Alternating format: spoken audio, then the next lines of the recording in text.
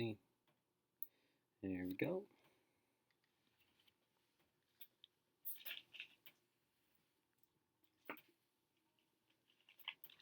Alrighty, we're back. Sorry about that. Some things in my life came up. I had to just deal with them. But I am back. We're going to watch this video, like I promised. And I'll actually try and get through the whole thing. Alright, let's start this then. Was Jesus a socialist? I like the characterization, the caricature. Was Jesus a socialist? Because every socialist must have the CCP cap and the Che Guevara t-shirt. No exceptions. If you don't have these two pieces of regalia, then you're done for. You can't be a socialist. Sorry. Out of the club. Sorry. No girls allowed. Well, if socialism is nothing more than being kind to other people, then you might think the answer is yes. But you can be kind to other people and be a capitalist. John D. Rockefeller probably gave away more money than anyone in human history, and he was certainly a capitalist. Bill Gates and Warren Buffett have given away millions, too. To get an accurate answer to our question... Okay, but those are three examples of three capitalists. How about, I don't know, Jeff Bezos? How about, the Koch brothers? I really heard that they have donated a lot of money, except to Prageru.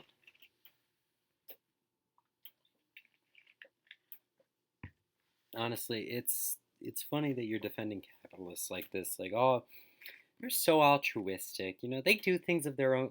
No, no, no, no, no, no, no, no. They do it for the tax write-off. Bill Gates, Warren Buffett, and John D. Rockefeller, they genuinely believe them things. But, like, a lot of them that want to, like, they're just like, well, it gets rid of some of my taxes. We need to define socialism. Socialism is the concentration of power into the hands of government elites to achieve the... No, actually. It's actually the seizing the means of production, the worker seizing the means of production. That is entirely what socialism is, and nothing else. And while, yes, there are some government... Sorry, my cat is, like, being weird. Sorry about that. Well, yes, there are some government elites, usually in a socialist regime. That's not what socialism proposes. Socialism usually proposes that everybody is equal. It's just that some people believe that they are more equal than others. Purposes: central planning of the economy and the radical redistribution of wealth. I mean, you got those two parts down, but the first part, nope, the workers. Never called for any of that. Nowhere in the New Testament does he advocate for the government to punish the rich or even to use tax money to help the poor. No, but he does say that you should use your own money to help the poor. And that you should, give all of your wealth to people. So if these capitalists truly are children of God, Give me 1 second, guys. 1 second. How'd you get in? Out of there. Out of there.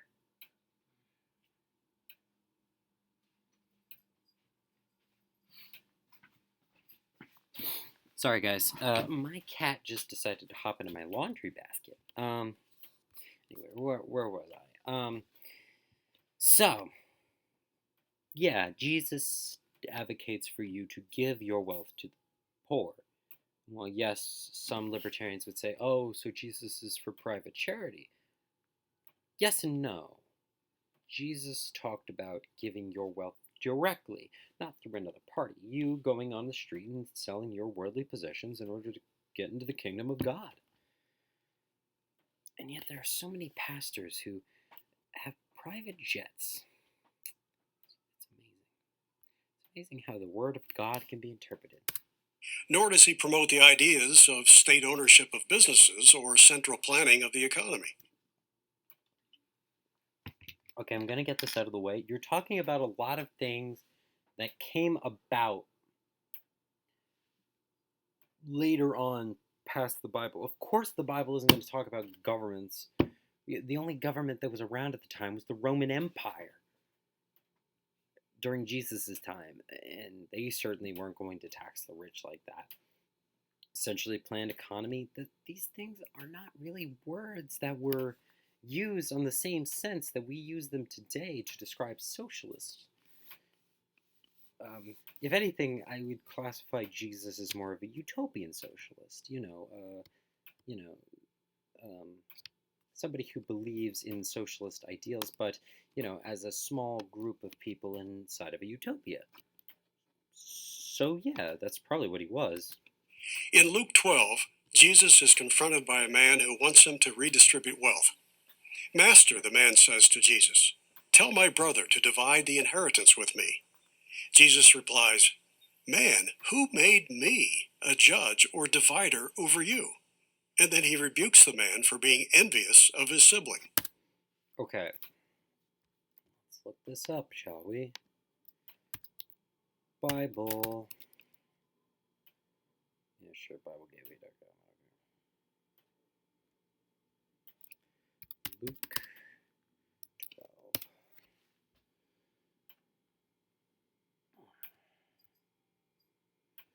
Meanwhile, when a crowd of many thousands had gathered, be on your guard against the yeast of the Pharisees, which is hypocrisy. My friends, don't be afraid of those.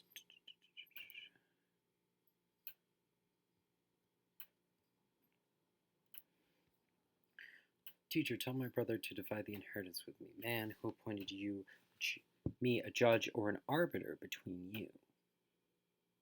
So not divider, arbiter. Arbiter, which is different. And then he said, watch out, be on your guard against all kinds of greed. Life does not consist of the abundance of possessions.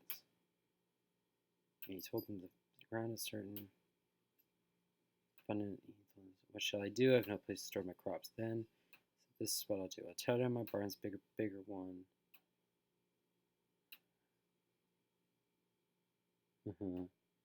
Oh, this story. I know this story. Basically, it's the rich man decides that he's going to tear down his barns and then build them back up bigger and better than ever so that he could store everything he ever wanted. But then he's called on to die, so basically he did that for nothing. Point being is that, don't store material wealth. But what we're talking about here is not two people asking for an inheritance and then getting said inheritance. What we're talking about here is the 1% giving up portions of their wealth to redistribute to the poor. There's a big difference between the two. One is it's two people saying that they want the inheritance. That's not equally dividing it. And that's a private will. If somebody said that, if in the will it says, I want only so and so to get the money and this other person gets nothing, that it's a legally binding contract. Even back then, you can't. If somebody says it, you cannot go against it. I mean, you can try, but it doesn't matter. So there's a difference. This man is only concerned about getting riches for himself. That's what this verse is about.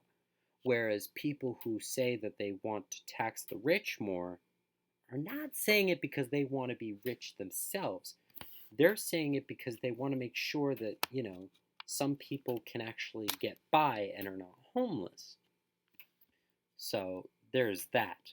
So thank you for misleading me with said Bible verse. I feel like that's going to happen. How about Jesus' parable of the talents? Talents were a form of money in Jesus' day. A man entrusted 3 of his workers with his wealth. The 2 who invested the money and made a profit were praised, and the one who buried his share so he wouldn't lose any of it was reprimanded. Sounds a lot more like an endorsement for capitalism than socialism, doesn't it? I'm sorry. I don't remember reading anything by Karl Marx or Friedrich Engels that advocated for burying your money. Again, I'm pretty sure that parable is just about, like, you know, being smart with the money that you have, not doing dumb things with it. And while, yes, investment can be a smart idea, investment in this day and age is also a very risky and very, very niche environment. If you're already in investment, you're going to stay in investment. If you're trying to get into investment, you're probably never going to make the same money as people who have made their entire lives on just investing in different stocks. So there's a difference. And again, back then it's different. See, this is why I don't always apply modern political terms to people so long before those political terms, because you can't. While, yes, Jesus advocated for you to spread your wealth among people, he never said what you're saying. So, while, yes, technically you're right, Jesus was not a socialist. If anything, he was a social democrat. Somebody who, was okay with capitalism, but wanted the people to also be okay. They wanted everything to work for everyone to be equals. Yes, Jesus spoke of the difficulty for a rich man to enter heaven, but not because having money is evil. It's not money, rather, it is the love of money, the New Testament tells us, that leads to evil. Mm-hmm. But the love of money leads to the pursuit of getting more money, which leads to greed. That's, was warning us not to put acquisition of money and material possessions above our spiritual and moral lives. Was Jesus promoting a socialist model when he kicked the money changers out of the temple in Jerusalem? Again, the answer is no. Note the location where the incident occurred. It was in the holiest of places, God's house. Jesus was not angry at buying and selling in and of themselves.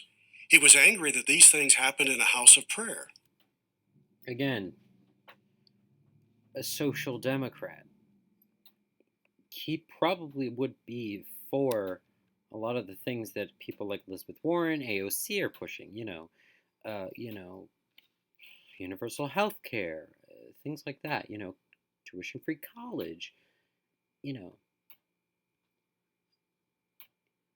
again, trying to make everybody more equal. And that's kind of what a social democrat does. Try to make everybody equal, while you on the right are trying to divide us and make us weak. He never drove a money changer from a marketplace or from a bank. Jesus advises us to be of generous spirit, to show kindness, to assist the widow and the orphan. But he clearly means this to be our responsibility, not the government's. Mm-hmm. So it's our responsibility to elect people into the government to change it. See what I did there.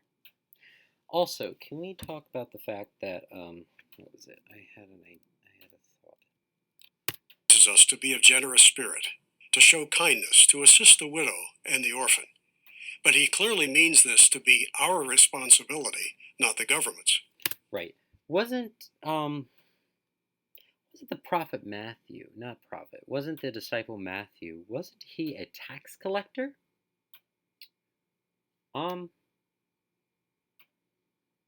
Yeah, a tax collector.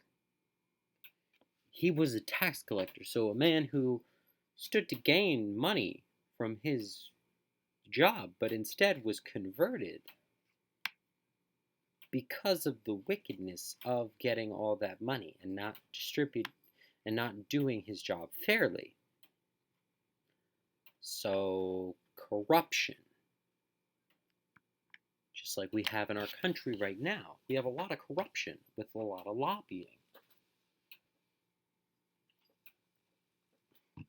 So I think that, I'll give my opinion on the end. Consider Jesus' Good Samaritan story. A traveler comes upon a man at the side of a road. The man had been beaten and robbed and left half dead. What did the traveler, the Good Samaritan, do? He helps the unfortunate man on the spot with his own resources. Ask yourself, to help the poor, would Jesus prefer that you give your money freely to the Salvation Army, for example, or have it taxed by politicians to fund a welfare bureaucracy? A tax. Because modern economics. Think about it this way. During the 2008 recession, a lot of people, especially a lot of middle class people who are the more likely people to give, I'm not saying that they are the biggest ones to give, but they are the ones who will give more often. Now, if they're struggling and just doing paycheck to paycheck like they were during the Great Recession, not a lot of money can go to charities. But if there's a government assisted welfare state, if such a recession ever happens again, people won't have to worry as much about where their money is going. It's going to the welfare, it's going to help other people. I mean, you cry about this whole welfare state. Why not cry about the military-industrial complex, huh? Why not cry about the endless wars and all the veterans and how the VA isn't funded properly? Why not cry about that? But instead, you'd rather send thousands upon thousands of young men to their deaths, all because of what? You want to line your pockets. You want to line your lobbyists' pockets because you want that sweet, sweet money. What would Jesus think of that? Jesus would not like that. Jesus would say that you're a bad man. Sending people off to die. Thou shalt not kill. Progressives like to point out that Jesus said, "Render unto Caesar the things that are Caesar's, and unto God the things that are God's." But that has absolutely nothing to do with high taxes or wealth redistribution. It was the seed for the idea of separating church and state. Okay, which Republicans don't want to do anyway, so it doesn't matter. Your argument is still invalid. I know that statement means the separation of church and state. I know that. I've never said that statement is the redistribution of wealth. No. I've said that it's the separation of church and state. Render unto Caesar what is Caesar's, and render unto God what is God. Those are two separate entities, just like it should be. But nowadays, religion is influencing politics more than politics is influencing religion. I mean, you have all these religious liberty laws, where they can deny gay people for their religious, exemptions and things like that. It's complete and utter nonsense. I don't understand. I mean, do they not realize that they're being hypocritical by saying this? Yes, they do, but they're just so dumb that they don't care. They just don't know how to take their head out of their asshole. Anyway, moving on. It certainly wasn't the same as saying that whatever Caesar says is his must then be so, no matter how much he demands or what he intends to use it for. So there is no evidence that Jesus was a socialist, and there's lots of evidence that he supported free markets.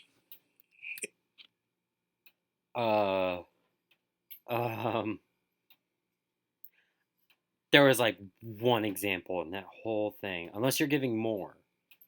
But there was like one example, and that was a parable. That was just a story.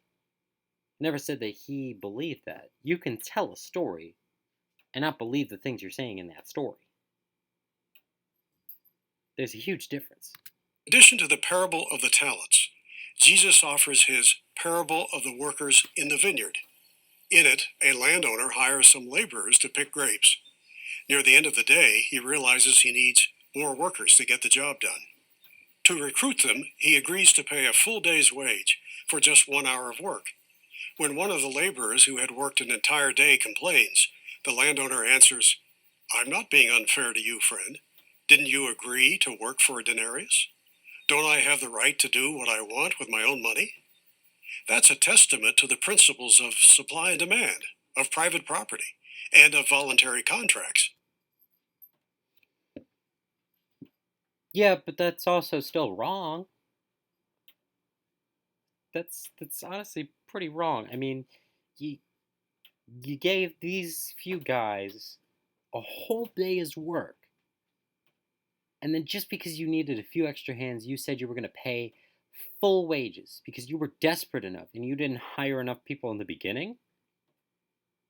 Sounds like you're exploiting the workers to me. I don't know.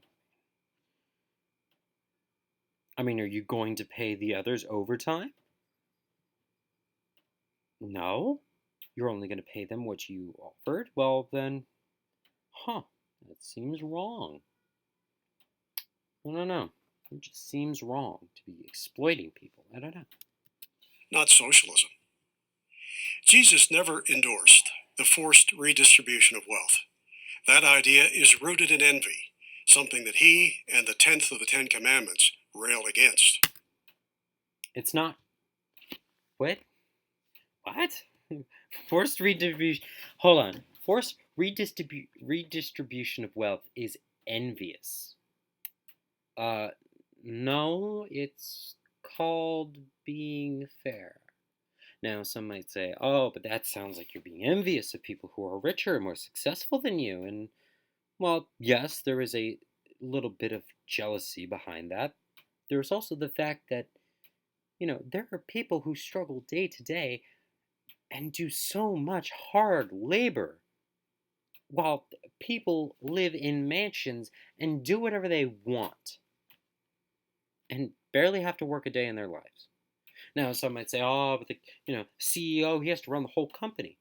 Not necessarily. He can delegate whatever he wants. Certain CEOs take on the responsibility themselves, but, some of them just, they give it to their lesser ups. Only the big decisions for their corporation go to the CEO. So, Most importantly, Jesus cared about helping the less fortunate. He never would have approved anything that undermines wealth creation. And the only thing that has ever created wealth and lifted masses of people out of poverty is free market capitalism.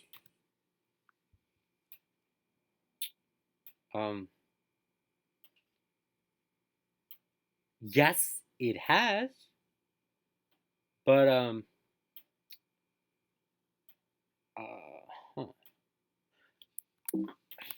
don't remember. Hold on, we're gonna go back to that one.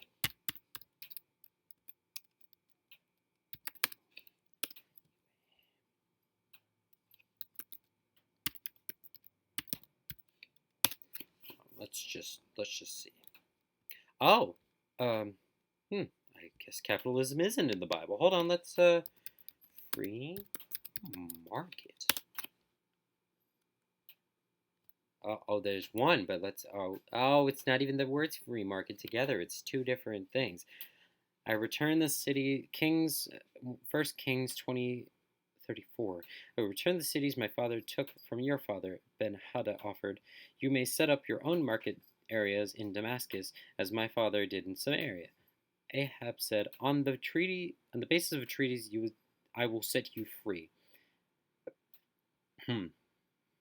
So capitalism and free market are not in the Bible. And I know socialism is in the Bible.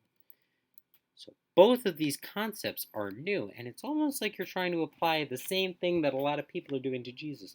Why can't we just both say that Jesus is Jesus, who was a good guy, an altruistic guy, did a lot of good things for people, but he's neither a capitalist nor a socialist because really those things didn't exist in his time.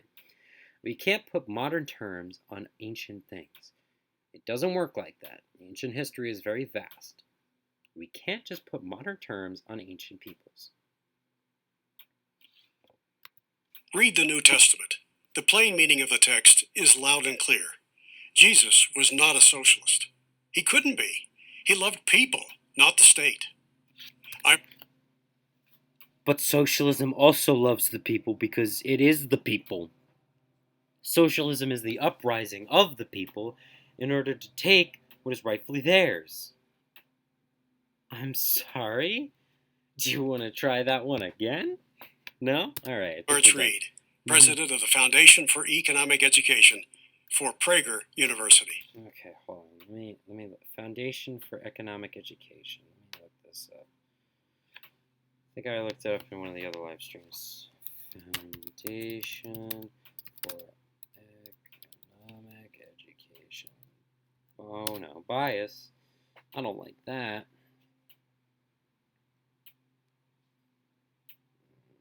Look at that. Libertarian Economic Think Tank. Wow. Wow, I do love it when a libertarian tells me about what I should do. Wow. That's amazing. I love this. I love all of you.